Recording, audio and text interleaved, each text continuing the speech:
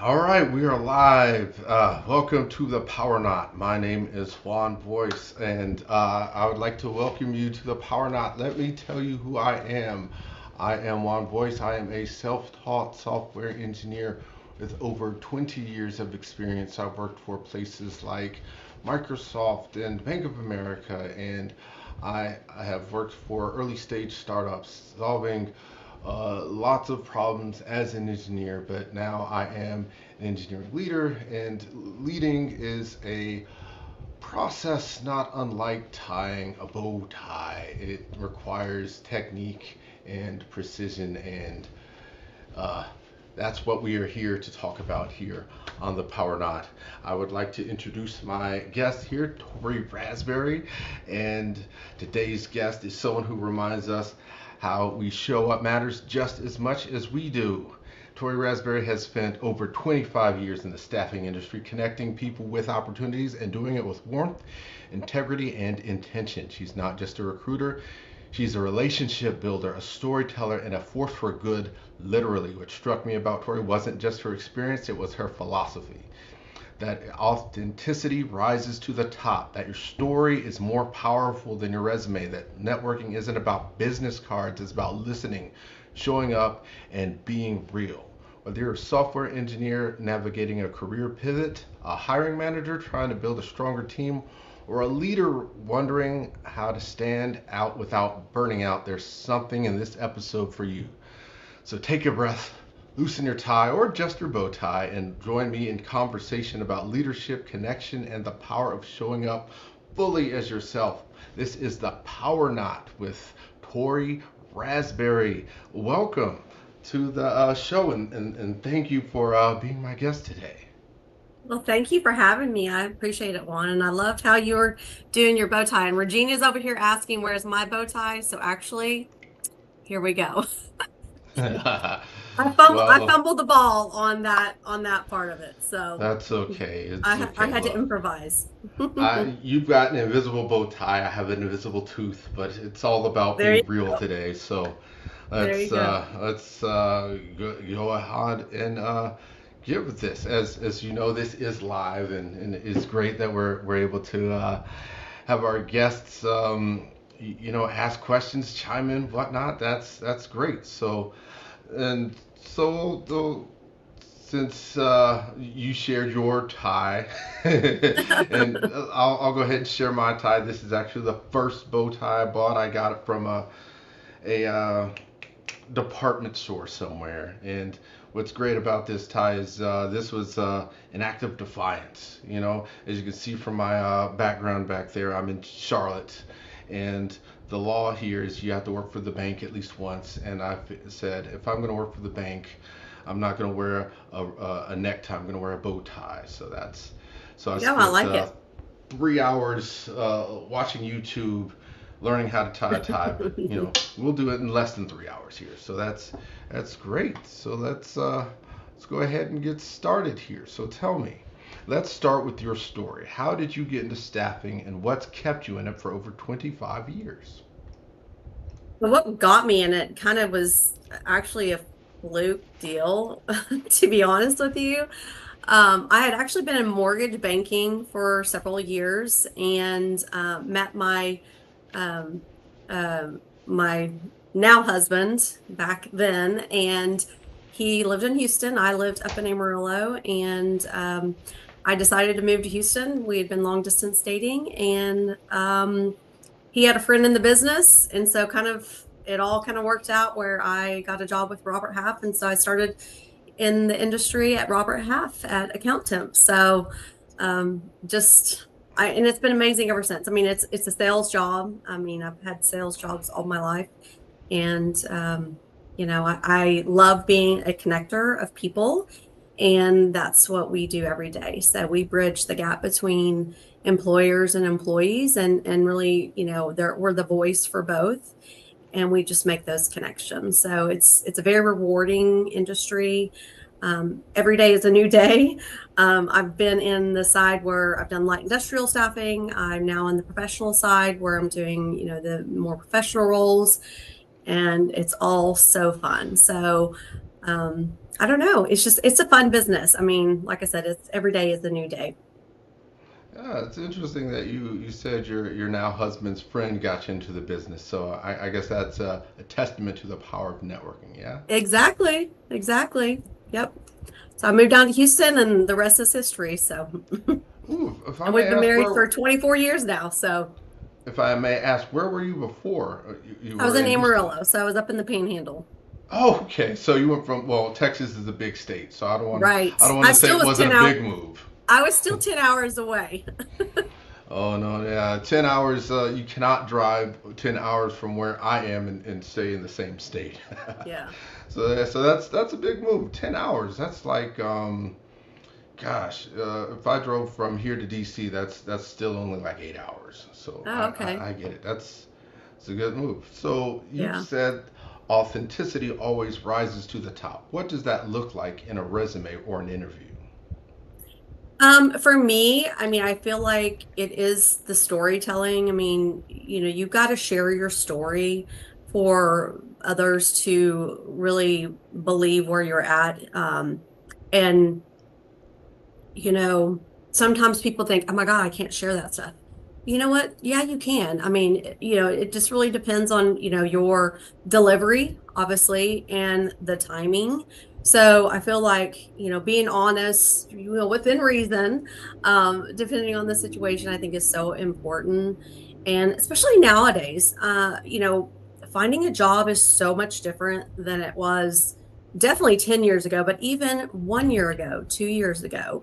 You really have to do everything you can to get your personal brand out there. That's why LinkedIn, I feel like the branding piece of it is so important that you have to show up. You have to show up every day and be who you are authentically. So I think it's so important. You mentioned that it is different now than say it was 1 year ago. I keep hearing that the job market is hard. Can you tell me more about that from your side? Yeah, because, obviously a lot of companies have, an ATS system, which is an applicant tracking system when they're applying for jobs. And so obviously, most jobs are okay, hey, go to my website and apply. And then you don't know, okay, where does it go and what happens? And finding a job is a full-time job. And so, just like I've been in sales, I have to go out and seek companies that are looking for people, and sometimes they're not looking for people, but I want to see if I can help them source people. So it's finding, okay, who is the people that are hiring, and that's what I have to go out and do, on the sales side of it, because I don't recruit anymore. I mean, I've got recruiters that recruit for me on my jobs.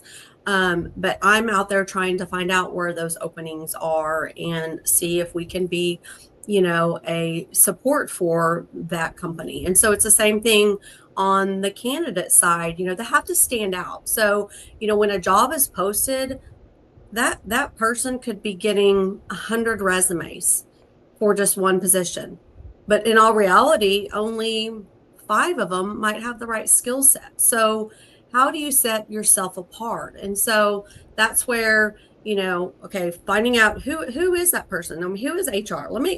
Okay, I just applied to ABC Supply. Well, then let me go find out who that HR person is, and let me go ahead and follow up with them and call. I mean, when I was on the recruiter side, where I used to be a branch manager, I would be posting jobs all the time, and I would get calls from people, and they'd be like, "Hey, I just applied." Those are the ones that stood out to me. Those are the ones I'd be like, well, you know what? Let me look up. Let me see if I can see your resume in my inbox right now, and let me see it, and let's go over it while we're on the phone right now. So I mean, you have to be aggressive, especially in this time, to set yourself apart. Okay. You encourage people to tell their story, not just list skills. Can you share a moment when that storytelling approach truly stood out? I know you had that. I was trying to think of a specific time. I can't think of anything specifically, but what I will say is just like what I just talked about just now, somebody calling me and just saying, "Hey, I sent this over. Can you look at it now? That person stood out to me because they went above and beyond. They didn't just apply and expect to get a call back. I mean, it's just not going to work that way because there are so many jobs out there, obviously, that and even on the recruiter side of it, I mean, they're not able to see everyone. They're not able to sift through all those resumes. And so the applicant tracking systems are going in and they're like, okay, well, this person has this software skill and this person has this much experience. But maybe they don't have the exact experience, but they're an outstanding, candidate that they need to stand out. So I mean, you have to be aggressive. You really do have to be aggressive. Yeah, well, let me ask you more about that. How do you feel about people applying that don't meet all of the requirements or qualifications? In my opinion, I feel like if it's within reason, so I'd say let's say it's a 3 to 5 year experience requirement. Maybe they only have one or two, but then they have some other skills that are, in line with what they're looking for. I say go for it.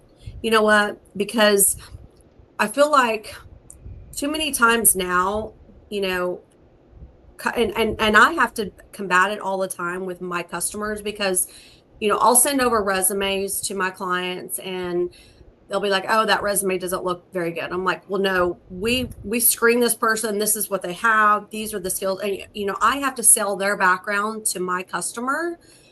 And so then they're like, "Okay, you know what? Yeah, I'm going to give them a shot." And then they've chosen them. So, I mean, it's just again goes back to speaking and talking about the story and being able to share their experience more. So, you know what? I think they should, as long as it's within reason. Now, granted, if it's, hey, they want them to have a CPA and they haven't finished school, then that's a little different. So if it's more of a technical skill like that, it's a little different. So I mean that makes sense to me because the thing about the resume is you're using a lot of, I would say, shortcuts, a lot of proxies to really determine what that person's skill is.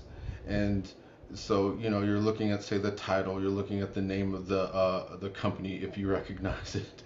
mhm, You're looking at the school if you recognize it and all that stuff. But you know there's so much more to people than just the resumes. Their stories matter.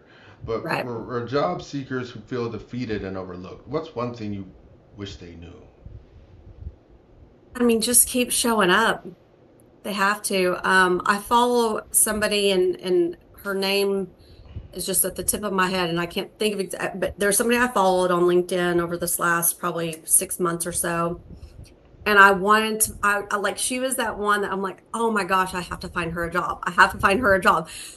And she kept showing up every day. And literally, I think she was out of work, I think 12 months, 18 months. Wow. And I was so excited to see her post a couple weeks ago. And she's like, I finally found something. And she's excited. But, again, it goes back to that storytelling. I mean, you've got to put yourself out there. You have to show up every day and, just be authentic, show people what you've got. And I truly believe that, your time will come. So, I think, and I don't know if it really answered that exactly, but I just know that that's so important. Oh no, that makes sense. You keep showing up, you keep doing things, which reminds me, let's go ahead and start with the tie. So what I like to do is I either cross it over, and right here where the tie starts to get thick, that's where I know where it goes, and I'll cross under, and then I always say squirrel on the shoulder, There nice you little go. animal reference, and we'll leave it right there for now. All right. So let's see. Well, here's a good question. How do you help candidates figure out if a company is a right fit, not just a job that they can technically do? I mean, so on my side of it, obviously I'm researching the company. I'm giving them all the skills. I'm finding out, okay, what is their culture? I find out what is their sizzle. I mean, why would somebody want to go to work with this customer? And so I have to figure out what that is. And hopefully they'll be able to give that to me. But if they don't, then I'm going to look them up. I'm going to Okay, what do they look like on Glassdoor? What are their reviews? What are their old employees saying? Now, sometimes that's not always so good, but it gives you a good gauge of what to look for, um, more than anything. So, because an applicant going to apply, is the same thing as a company going to look at that employee. You both have to be vetted. Both have to make sure that it's the right fit for you, for the long term. Because turnover obviously costs a company a lot of money too. So, there's no easy way with it. Yeah, on that point, there's so many reasons why um, a particular company might be the right fit. How would an applicant, put themselves out from the pack, to say, hey, I'm a better fit than say the other 99 applicants, or how can I say it? Let me rephrase that. No, I mean, I understand If what you're saying. I do Okay. definitely, you know, it comes down to you have to ask the questions. And so, in when you're getting that interview and you're in that interview, it's, hey, I'm really excited about this opportunity. What's the next step look like for you? As I'm referring to the company, what other people are in play? What is their experience compared to me? You have to ask the questions, because all they can do is say, oh, you know what, I can't share that information. But at Mhm. least you've put yourself out there to find out what are you up against.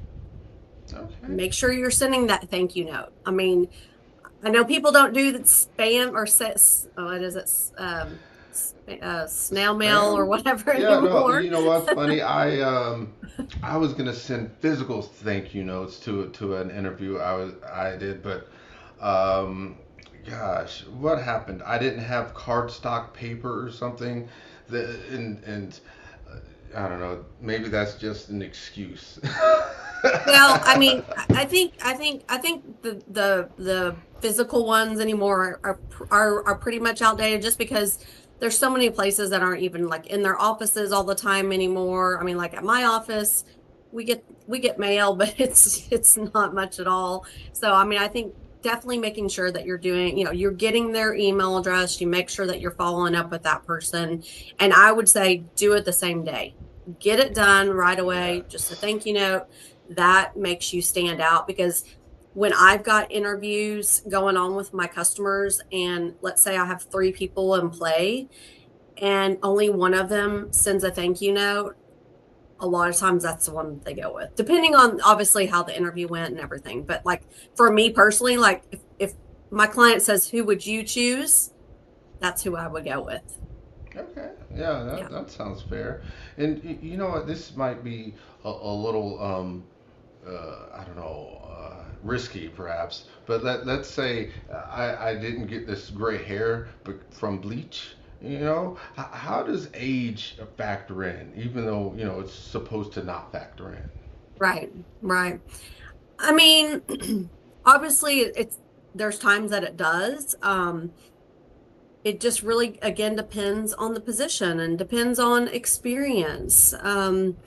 I mean, I've seen the hardest ones out there get in, and they've had a lot of experience. So, I mean, it just really depends. It really depends. I don't know. I don't know. Well, what would you say to someone who feels like they're dealing with age discrimination?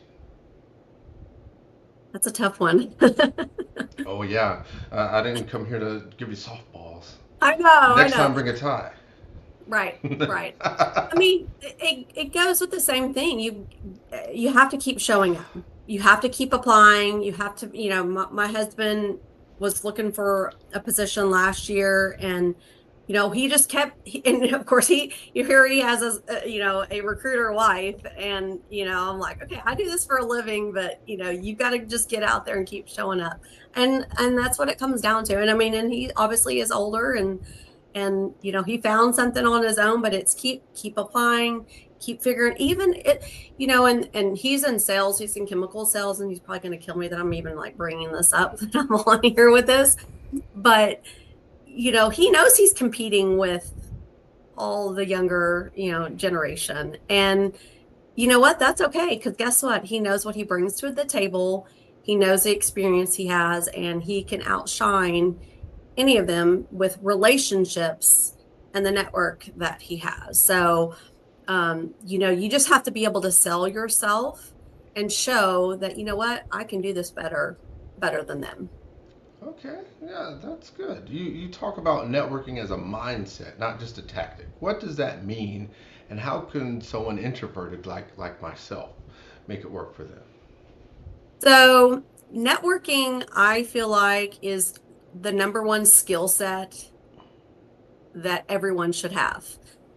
It's something I've done my entire life, and I truly believe in it and everything that I do. I have a side business, and I do it all the time with that. And, you just have to just go in, all feet in, or whatever the saying is, I 2 feet like to deep, say or in for a penny, in for a pound, you know? right, right, There are other phrases, but, why, why spend a penny? You're just wasting your money, you know? right, right. Go and buy it. Yeah, but the introvert, I mean, I know that's hard, because I mean, I actually, even though, I mean, I'm extrovert and an introvert. I can be both. Um, obviously it is kind of nerve-wracking going into, a situation, and you're like, oh my God, like, how am I gonna, meet people and, be at this event? And you know what? It's just, they're not gonna bite, for one thing. And just go in, and introduce yourself, and just be open, and you'll be so surprised what what you'll find. I mean, I'm a big part, and I know you're not here local, but I mean, like, I've got Regina on. Martin, I don't know if he's local. I think I've met Martin before, but Regina, I met through networking and our Cup of Joey group, which is a big networking community here in Houston, which I'm sure, Juan, I think you've probably heard about at least. Yes, I I've know. seen it on the posts. Yeah. So, I'm we're, not local to Houston, but I'm sure we have something similar in Charlotte. yeah. So, it's locations all over the Houston. We have different times every month at different locations.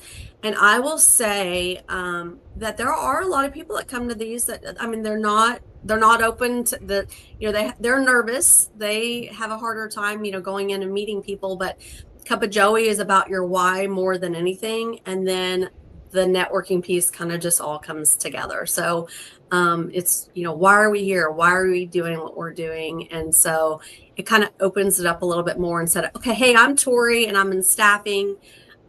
What do you do? So it's more of getting to figure out, like, why are they here, and why are they trying this event? So Yeah, okay. it's a pretty cool movement. Yeah, okay. Well, you work with, you know what?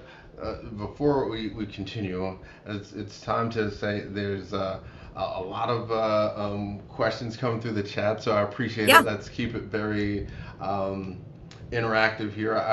This is great. So remember, I can see that, and let's go ahead and go to the next step. So what I like to do is go to the fattest part of the bow tie, and I flip it over here. This becomes your front bow. Then I'll pull down the that squirrel off my shoulder, and now I have an elephant. And and this is where I like to hold it here, just to keep things nice and lively. You can join in too. You can just I'm there you holding my little go. bow tie necklace here. There you go. Just hold it there while we answer the next question. But you know what? But and let me ask this. Um, how do you battle ageism? Because um, I know we touched on it briefly. You have experience and whatnot, and I've heard that what is it?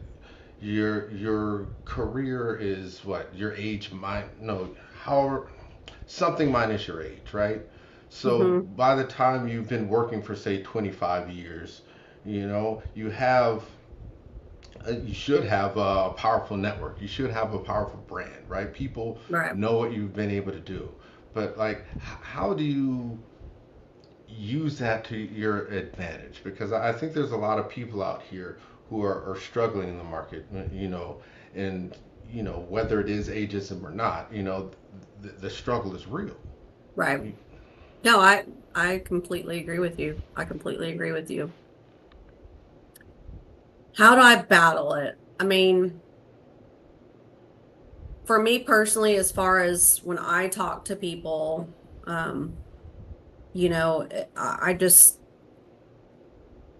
you have to be honest and you have to be continuing to grow, but also making sure that you're not putting yourself in a hole. And I meant to go back and watch your podcast with Robert before we got on today because him and I have met through Regina actually that's on the And I call. have all my teeth in that one too. And he was one I know just like when him and I first met, he kind of had been a recluse and not really out there networking. And you know what he's done the last, I think, probably about 6 months now, and it was Regina that really gave him the guidance is start showing up. And that's what he's done. And it shows every day on LinkedIn multiple times. And I promise you that's going to be something that's going to set him apart from others. And so, especially someone that is looking for a job, looking for opportunities, LinkedIn is the key spot for that. And it is about personal branding, no matter what age you are, and you have to be open to that. Um, and just show up. I mean, that's real. And I know that sounds pretty elementary. I mean, because really, kind of in my mind, it does. I'm like, wait, that doesn't really sound, but it's so true. And Robert's done an amazing job. I've been really proud of him. And obviously, I know he was on your podcast. I think it was last month. But he's shown up and he's done the things, and that's what it takes. That's what it takes for you to set yourself apart. Yeah. Well, Because I will promise you, for me, anytime that my positions, I'm going to go to LinkedIn. I'm going to say, okay, do they engage? Are they to themselves, which is fine, and like that's not a make or break, but depending on the role and the position, it can make a difference or not. But I mean, my customers, they're going to be looking up, okay, what's their experience? What do they have on LinkedIn? What have they done? Even with the resume. okay. Well, you work with so many professionals, right? And when it's one thing to show up, but uh, you also have to be memorable. So, what makes someone Mhm. memorable to you? Um, Someone that I am drawn to is someone that goes back to the honesty and the authenticity. And you can see it. You can see it. And I mean, and as I mentioned, I have a side business and I'm out there on social media and I do things with that. And I can see the difference in others when they're not showing up and being authentic. You can tell. You can tell when they're faking it till they make it. Right, when they're faking it like a fake tooth. Right. Hey, you're not faking it. You got a story there. Oh, that's not a story that I want to share right now. You know, but what I will share right now. Let's go ahead and start the step three. This is the magic here. So you pull on that elephant's trunk, and you can grab, and there's a hole right there that you should be able to find with an index finger. And notice how I'm holding the base of that trunk with my dominant hand. All I do is pinch it with my thumb over to my index finger. That will allow me to push the back bow through that hole. And so I'll make sure to grab the end of that trunk. It's the thing is the elephant metaphor is probably dead by now, but that should let you. Well, I think it's kind of cool. I like it. Yeah. I was meaning to come with different animals. The only thing I did was I changed the squirrel to the parrot on the shoulder to a squirrel because I think that's Yeah. cooler. But let's see, that's not quite straight, but I'll straighten it out a little bit later. No worries. But let's go ahead and ask the next question. You've spoken about the impact of small, consistent actions and how giving back is part of your mission. How does that mindset of service and purpose influence the way you show up professionally? So, I mean, I think we all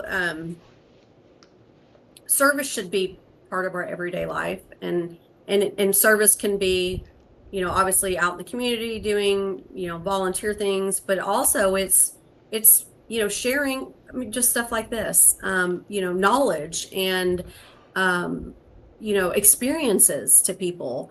I'm big on, I get in with the food bank. You're working that, so you've got the tangible things that you can help with, and volunteerism, but the giving back and the serving the communities that need help, whether it's, hey, how do you write a resume, how do you interview, um, giving people that guidance that maybe not really know how to do that or not do it very well.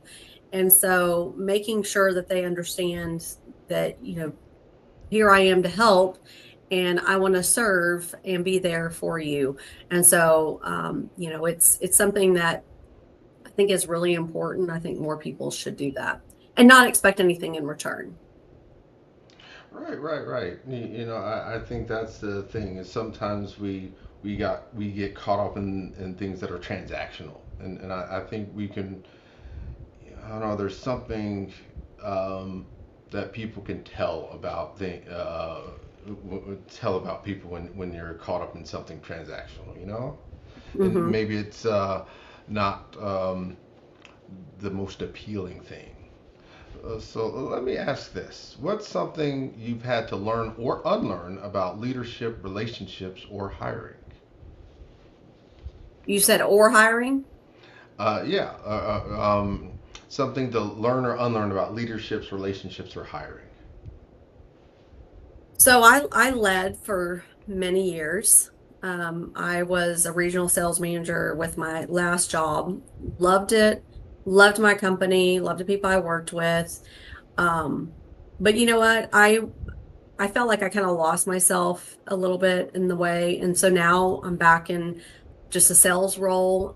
And I say just a sales role, which I feel like is the most important role, but and I say that because, just obviously just it's a big part of everything everyone does. But um, I feel like making sure that we don't just do things to do it, and that we're passionate about it, and that, I can go home and I can feel good about my day and what I did and what I accomplished, no matter what I'm doing. So I feel like, it's okay to make changes. It's okay to say, you know what, maybe this isn't for me anymore. Maybe it's time to move on to the next step. And I made that decision a couple of years ago, and I'm glad that I did. I love what I do, and I love the business. I love the business. I love the industry.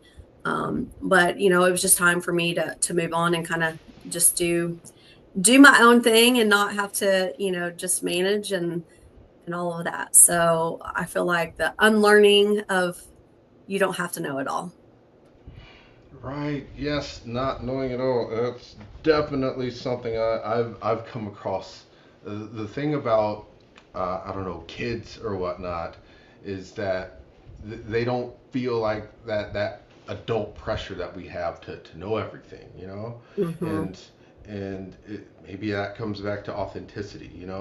Because I don't know everything. I don't try to pretend like I know everything, and maybe that comes off as being more authentic than Hmm. and maybe that helps me to connect to other people. But But that having been said, I don't know everything, but I do know a lot, right? I've had Yeah. my career over 20 years. I'm self-taught, so um, uh, there's a lot of things that I know simply by being able to read the book and being able to get out there and do it. But you know, how do I balance that line of being confident in my capabilities, but not coming off as arrogant? Yeah. So, and I saw that question just come through from Martin. So I think that's a great question. Um, I feel like that I feel like being genuine, you're not going to come across as arrogant. You know what? If you've got that capability and you're able to showcase that, you know what? You need to make sure that you do that. Don't leave things unsaid and regret it later. And I think that's where, if you're asking, how do you do that? Yeah, it's a fine line, but it will come across genuine, obviously, if you're being authentic. And I think that's very important. So don't question yourself. Just do it. Just like Nike says, just do it. Yeah, okay, yeah, that makes sense. Yeah, I get that. A lot of times I don't know. I was very self conscious about not having my tooth in, and I was like, well, It looks what? great. Oh, thanks for lying right to my face. Yes, this is the good Hey, thing you're is owning that it. I think it's awesome. I mean, you know what? You're owning it. It's all good. well, you know what? I felt like on an episode about authenticity and being real. This would be the one time for me to shed the mask. It's okay. This is temporary. I will get it fixed. It's just for some limited time.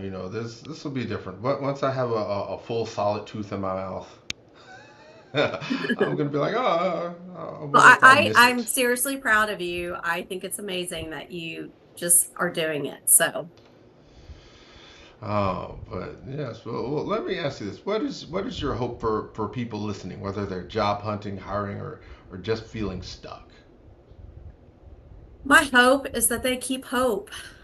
I mean, for real. And I know that again sounds kind of cheesy, but there is a place for everyone out there. You just have to find yours. And the biggest thing, like I had mentioned earlier, keep showing up, keep doing the thing every day. The consistency, the, just being yourself and getting out there and showcasing that, I think is one of the biggest things that you can do and you can share with others. And you know what? You might not think that you have what it takes, but I bet you do. And so you just have to just get that one person to believe in you and you will shine. You will shine. So just keep showing up. And Yeah, Martin, I'm glad that made sense. Thank you for making that comment. yeah. I think that makes sense. Showing up, and I think what happens is sometimes we let perfect be the enemy of good, and showing up means not just showing up when everything goes to plan. It means showing up when your tooth is missing. It means showing up when you don't have a bow tie. It means showing up even when you're scared. It means showing up when not just when things are easy, but when Yeah, things are hard. exactly. Because you Yeah, know but what? Life is not easy. And every day, and I'm a huge podcast listener. I mean, I've got my daily ones. I listen to Ed Milet. I love him. And he talks about every day. It's you're one decision away from the rest, changing the rest of your life, no matter what you do. Him and Mel Robbins both say it. And I don't know who really coined it first. It's funny because I've heard both of them like talk about it just here recently more. And that is one of the biggest things. It's you are literally one decision away from changing your life. And it could be one decision of just, hey, you know what? You see that job ad on LinkedIn and you're like, oh my gosh, should I do it? Yes, do it. Do it. I had an example yesterday. I was, prospecting a couple different customer or client, prospects, and I'm in my CRM system, and I reached out to this person pretty high up in a company, and they didn't respond, via phone. I sent them an email, and then I was like, oh, I'm gonna hit him up over on LinkedIn. So I hit him up. Our family are big Texas Longhorn family, and I saw that he'd gone to UT, and so I sent him a little message, and I'm like, hey, I just connected with you, and I put Hookem on there, and he responded, and then we had a whole conversation going on, and so you never know, what's going to happen, and so it comes down to just do it, just don't question yourself, just do it, and you never know what can come out of it. Yeah, yeah, that makes sense. I mean, I often feel a lot of apprehension about reaching out to people. I feel like, you know, I'll reach out to people and I'll say, oh, what are they going to think of me? They're going to think I'm, you know, dumb or something of that nature. But the fact is, a lot of times that's in your head, and Mm-hmm. we think of ourselves so much more than what other people are going to think. The fact is, Mm-hmm. I keep um, agonizing about my tooth, and I'm like, oh no, what are people going to say? But is anyone going to notice? And Right. just to let people know, I have a fake tooth. There you go. Look at There you go. that. Yay.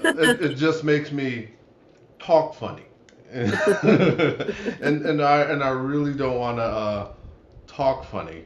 I have to choose between talking funny and looking funny. But this is perfect for what photos. Like we'll take our little bow tie photo at the end of the show, um, and yeah, but I don't know. I thought it was very appropriate for, like I said, showing Yeah. authenticity. Hmm. We wear a lot of masks. Yeah. And I think that the way people are wired is we see things that are different, right? Yeah. That's one of the reasons why I wear a bow tie. There's so many people out here that don't wear bow ties. Who are you gonna remember? The guy in the Right. bow tie. And that's better than the guy with the missing tooth. Even though I can be that guy too. You Right. know. Exactly. Yes, but Yeah. and one more thing I want to remind people that yes, this is live, and thank you for Martin for participating in the chat, putting his questions in there. Yes, this Uh, is so it, good. I appreciate it, Martin. We'll have to make sure that we're following each other over on LinkedIn for sure. yeah, for sure. So if there's any questions out there, we can definitely address those, but because we definitely want to make sure we're being interactive here and getting everyone involved. So this Yeah. is No, I appreciate that. And I mean, I was just going to add, I know when he said, helping out with job seeking. So obviously, if anybody's on here that's has questions, or, needs advice or any help whatsoever, please, reach out to me. I have no problem, replying. And obviously, if I can point you in the right direction, I mean, obviously, I'm in the staffing industry. I have a big network. So if it's something that I can't necessarily help out with, I definitely will, kind of point in the right direction, if needed. So, hmm. Well, let me ask this. I know I touched on this before, but like I keep hearing that the market is different now than it was before. What do you think that is? Like, why do you think that is? Because ATS isn't new, right? Like, haven't we had ATS before? yeah, I feel like during COVID, um, obviously there was a lot of changes. A lot of companies cut way back, but then they hired in areas they might not necessarily needed. So I think that's changed a lot of companies. E-commerce obviously has changed a lot, even more. And so I think new positions that weren't around are now there, and now companies have hired, their internal talent departments, and they're tasked to put an ad out there, and let's say, like, I've got a prospect right now that I'm working on that is doing major hiring, and I talked to him, and he's like, well, we've got our TA people working on it, and we've got all these orders, but we haven't filled the jobs. It's like, well, then there's obviously a system that's broken. Like, I want to help with that, obviously is my goal, but their hands are tied. They're not allowed to use outside sources. And so, I mean, it makes it definitely a lot harder. And these TA departments are bombarded. I mean, there's a lot, I mentioned where, one position could get 100 resumes, and they're having to go through them and see, okay, who is the right fit. I mean, there's people that aren't getting seen that are getting sent in, and that's where you do have to stand out. So that's where, it's, hey, who should I follow up with if I don't know who the hiring manager is? Find out, call that company, call them. Hey, can you, I just applied, and, to this accountant job, and I wasn't sure who was doing the hire. I was literally on the phone with a customer or a prospect the other day. And I think I was on the phone with like an AP person, and she gave me like a contact, and she thought I was the person, applying, but it took some time. But you know what? You have to go about that to find, the opportunity. So it's standing out, but the ATS systems, I think with AI, I think is kind of pigeonholing some of the skill sets. And if they're not exactly like what they have put in the system, then they're not getting fed to the right people, That makes unfortunately. sense. I've definitely seen issues with keyword mismatches. Yeah. And I work in tech, and recently I actually had a recruiter ask me if I know Visual Studio, which is weird because I'm a C# developer. That's I think that's very strongly implied. Um, I don't Okay, you would know. all have that experience. Is that what you're saying? Well, Visual Studio is Microsoft's IDE, Oh, and okay. C# is Microsoft's um, programming environment. So it's you could theoretically do C# with say Eclipse, but that's I'm not going to say it's unlikely, but Okay. it's like very weird. Um, um, there's so many. I don't know. I feel like in tech specifically, you have a lot of implied skills. So if you know React, you presumably also know JavaScript. Does that make sense? And it's like they're just keyword matching, and they're not catching the implied skills that you Right. would presumably have. You Right. know? Right. Yeah. And they're Hmm. not. And so that's where, if it's a job that, you have really, you're like, oh my God, that one looks amazing, I want it, then you know what? Go get it. Go find out who the person is to talk to, and set yourself apart. Yeah, And that sometimes, makes sense. I know that's hard. I do know that's hard for people, but I mean, that's my recommendation. I mean, that's what I do all day long. I mean, because I mean, my prospecting is part of, I find out companies that are hiring, and I'm calling into those companies, and I'm figuring out, who is in charge of that role, and who's handling it, and what they're doing, and that's part of my job. But I get it. But I would say this. Lots of things are hard. Job search is hard. Life is hard. Right. If my daughter tells me it's hard, I laugh at her and say, "Oh, you think it's hard? Welcome to life." Just You know. wait. Yeah. Yeah. No. No. No. You think it's hard with daddy? Life is much harder. Right. Stay at home as long as you can. Stay in. Oh, oh, oh, oh! Don't wish it What you trying away. to do? No, Well, no. I have one daughter. One's enough. And when I'm an empty nester, my plan is to travel. I know I'm an empty nester now, so yes, I get it. I totally get My it. plan is to travel. No, no. I'm saying, I'm trying to give her the tools that she needs Right. to live, survive, be independent. But Teach her um, networking. oh, you know what? This might be a me thing, but I don't know. I feel like there's a lot of things that are not really covered in the education system.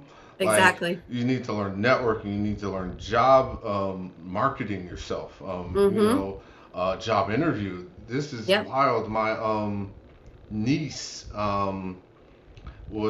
she's in the band and they asked her essentially a job interview question for to be I guess a drum major. That's what they call it. Mm-hmm. And they asked her something like, it was a very basic job interview question, like, what makes you a leader? And she was like, I don't know. And I'm thinking, I don't know. What are they teaching you in the school? Uh, I don't Right. know because I can.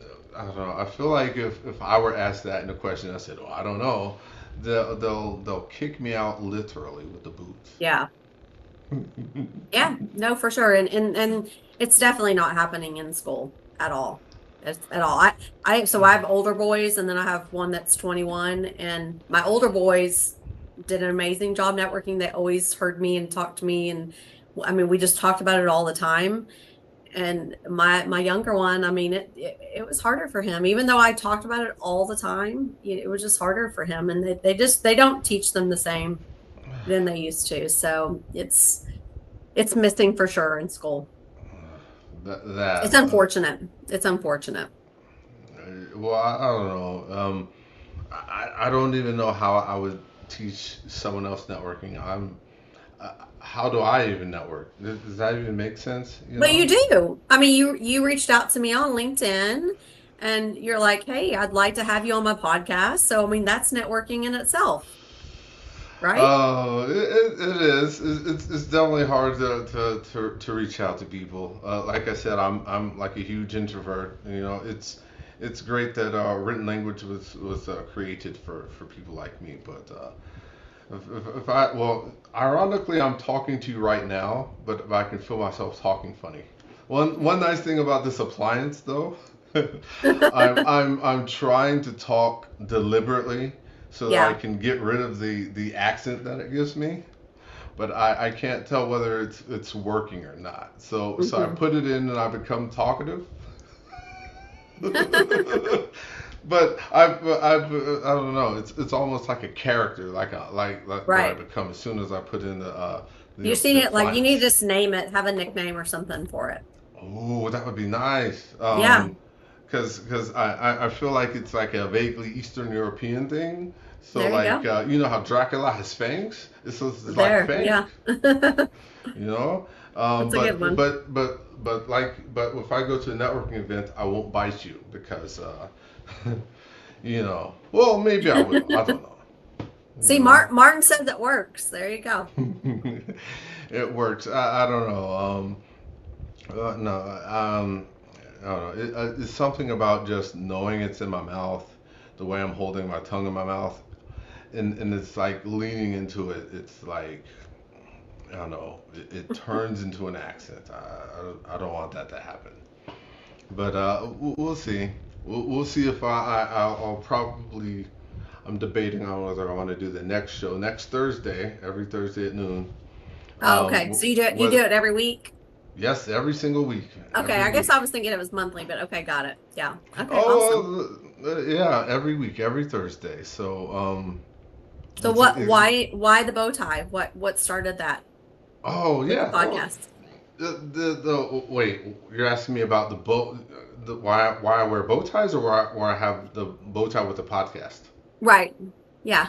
The latter. What? Okay, the reason I have the bow tie with the podcast is that um, when I learned how to tie a bow tie, I used to do like kind of a party trick. Like I would just tie and untie the bow tie which obviously I'm not great at parties for that reason. Um, but so it was just something I kept doing, and it just seemed like, oh, this might be a good idea, since I wear the bow tie and it's something that makes me memorable. You know, Okay. it's something that I can add into the podcast, teach people how to tie a bow tie, and while we talk about tech leadership and those In things. all things.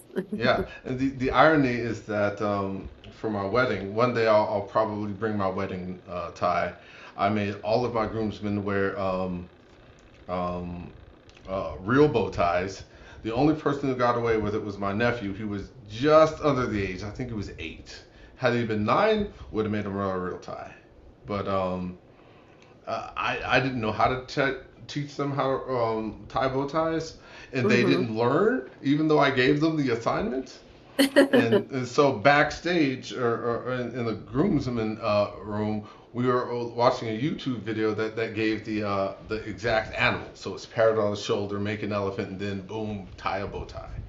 You know, but at the end of the day, we made it work. So That's good. that was a good thing. You know. Well, good. Well, very interesting. I Oh love yeah, to well hear the reasoning. the reason, yeah, it's something to try to make the podcast maybe a little bit more interesting than Right. just two talking heads. Right. You know? Exactly. Yeah, I like that. Yeah. Well, I think this is we're close to the end of the time. We've gone through all the things. Do you have any closing thoughts for us, perhaps? I mean, I appreciate you having me today. I was excited to be able to share, kind of my background and things that I see out there. But this is actually, I think, probably my second. Yeah, actually, this is probably only my second live podcast, and my first one was during COVID, with another staffing guy, Staffing Shark, which he's amazing. Um, and it was during, obviously when COVID was happening, we were starting at my old job, we did a lot of videos, and we would promote ourselves based on video. And so we would make these cheesy videos and be like, oh, this is so, and see, looking back on them, it's so funny. And so I guess now I kind of feel a little bit more at ease at it, but obviously, I do social media stuff, so it makes it a little bit more easy. Okay. But anyway, Well, I'll tell you what makes you more at ease. Bring a bow tie next time. I know. I'll find one. If we do this again, I'll find one. And of course I have to do pink because, as you can see, this is my home Well, office. it's I funny. love pink. This just happens to be my first time, and it There looks you like a go. match. We're color coordinated, so it's Yeah, so it's perfect. very good. The pink and the white. I have a little bit of Yeah. blue in here. So yeah, Yeah. so serendipity is what we say. If Exactly. I don't know if we were local, I could have just brought you a tie and I don't know, but it's okay. But It worked out. My yeah, it's necklace, definitely worked out. my necklace was my improvisation, Im- im- yes, we in my improvise. That's right. what we do. I'm like, wait, does that word even work? Yes, Well, this improvisation. is, yeah. Well, this has been fun. I appreciate it, Juan. And please, let me know if I can help in any way with anything. And if anyone has any questions, let me know. Awesome, awesome. All right. Well, thank you for being on my podcast. I definitely appreciate it right there. All right. Well, that will And be the end. Martin saying he's going to go buy a bow tie now. So there you go. Oh yeah, bow tie is always nice. Always very stylish. I like them. I think they look sharp. It does set you apart. All right. Well, until next time.